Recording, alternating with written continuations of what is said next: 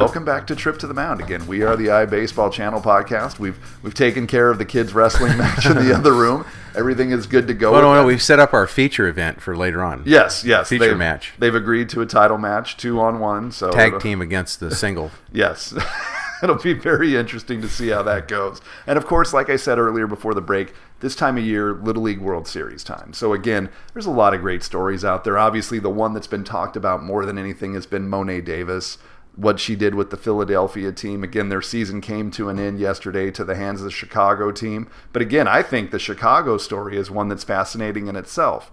One thing that you and I have talked about, and I don't know if it's made its way to a podcast yet, but you always mentioned that one of the biggest challenges for Major League Baseball is becoming prominent in inner cities and things like this. The south side of Chicago team, I mean, they are an inner city team that's really defied the odds. First time in 31 years making it there. But again, this whole subject brings up a bigger question, because I know that you're a guy that's active in youth baseball camps. We see a lot of, when we watch the Little League World Series on TV, we see rabid parents. We see rabid coaches. We see these people that are all operating on these things. And what I want to get back to you on is, again, obviously with your time around kids and these parents, you have to have certain questions that come up to you time and again because of your Major League experience. Is that correct? Yes, it is correct. You are correct, sir. Continue with your questioning. Yeah, a lot of the basic stuff that you will get is, about pitch counts and how much should my child throw, and when do you recommend they start throwing a curveball, and do we put ice on the arm, and this and that, a lot of stuff like that. And then, but there's a lot more to it than that, because you have coaches where you never even get, to first base with any of their players, or much less their parents or anything like that, because nowadays these coaches and some of these teams are in total control of this, because they hold over the fact that if you don't play on my travel team and my thing, then you won't play on the junior varsity high school team or the varsity high school team. So there's a kind of a situation that has developed that's it's not going to allow this kind of thing. And then people get frustrated eventually, or they figure it out, and then guess who they come to? Oh yeah, my son's been having pitching lessons for how long, ma'am? Oh, 5 years. Yeah, okay. And so when did he start? At 7. Now he's 12 now, and so you paid for 5 years of pitching lessons, and did it really did it meet your expectations? And I think people's expectations regarding their kids are somewhat not real at times. The parents and coaches and parents have to be, I put them on the spot sometimes. I'll give them a wake-up call. I'll say things to them that will make them think about what they're saying and what they're doing with the kids and what their expectations are. Reality check. You see thousands of gimmicks, the radar guns. Mike. Definitely, my son, went to this thing, and boy, his fastball went from 62 to 67. Big deal. Because it really doesn't matter until you get to pro ball. You can take all this stuff, and I got a nice big stack of your articles and all your awards, and they didn't mean anything until you get into pro ball. And then I got news for you: the stuff that you do in the minor leagues, you still got to do it in the big leagues. So. Yeah. Parents get involved or get their kids involved, I find, in youth sports for a number of reasons, not always the same reason. So that's a factor.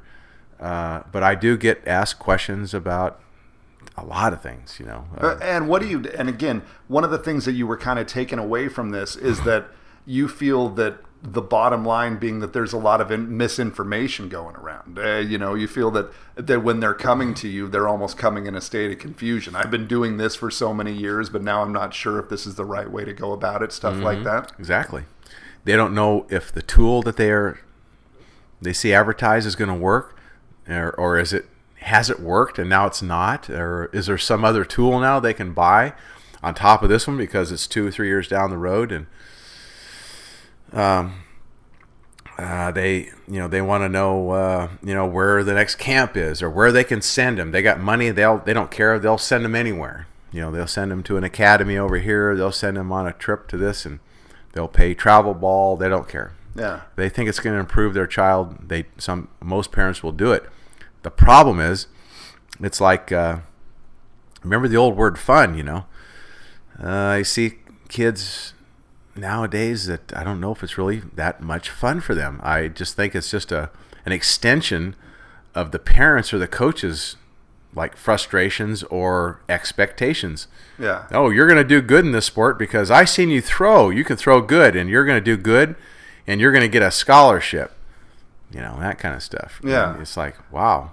Well, and I felt bad. I mean, I only watched the latter half of Monet Davis playing in the Little League World Series, but as it got to the end of it and the way she was conveyed on shows like SportsCenter, I felt bad for her. I mean, and they even point blank asked her one of the questions. They said, "How do you feel about all the attention getting?"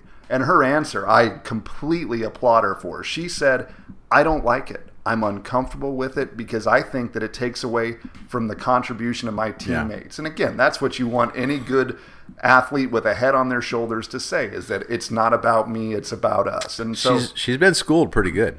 Yes, she has. Yeah. And let's isolate again. So one of the questions that you obviously have been asked is about the curveball. When you watch the Little League World Series and you watch young pitchers, 12 and 13 years old, breaking off 50% breaking balls, how do you feel about that? Which you're always going to hear, and they think they have their facts together, but there are no facts. But you'll hear from certain people say that, well, the curveball is no different from any other pitch. If thrown correctly, it shouldn't hurt your arm. Well, it's just the opposite.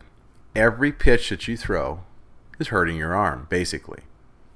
You're not feeling it, but you can't pitch forever. I can't throw right now. Yeah. And I felt like, when I was 12, 13, or 14, I don't think I was hurting my arm. It gets sore here and there, whatever. You're young, you wake up a couple days later, it's gone, whatever. But the real science behind it is that is not the correct answer. Or sometimes in my case, to sort of put a little time of caution in there, here's what I would say. If you want to throw a curveball, then let's go to the bullpen. And if you can throw your fastball for strikes 7 out of 10 times, then I'll show you a curveball. I don't care how old you are. Because the fact is, if you're 9, right, and you can throw strikes, mechanically strikes, one pitch after another, that means you're doing something right. So therefore, a curveball, if you do it and execute it properly, you should be okay. Yeah. It's just, you should, like anything else, you can't really abuse it. You can't, and a lot of young kids will fall in love with their curveball if it's a good one and they're getting people out. They'll keep throwing it and throwing it and throwing it. And I don't care if its mechanics are good or not. Your arm's going to get sore and you're going to hurt your arm. Yeah. Eventually. So it's no pitch. Yeah. Or all pitches. It's not, when or how or, well, yeah. But I always have those two things I go by. I'll show you a curveball. But are you ready for a curveball? Not because your age, but because you need it. You can throw strikes with number 1, and now you're ready to move on to another pitch. Yeah. You're not just going to add another pitch in there that you're going to wing up there and hope that you get it over for a strike every now and then. That's to me, that's going backwards.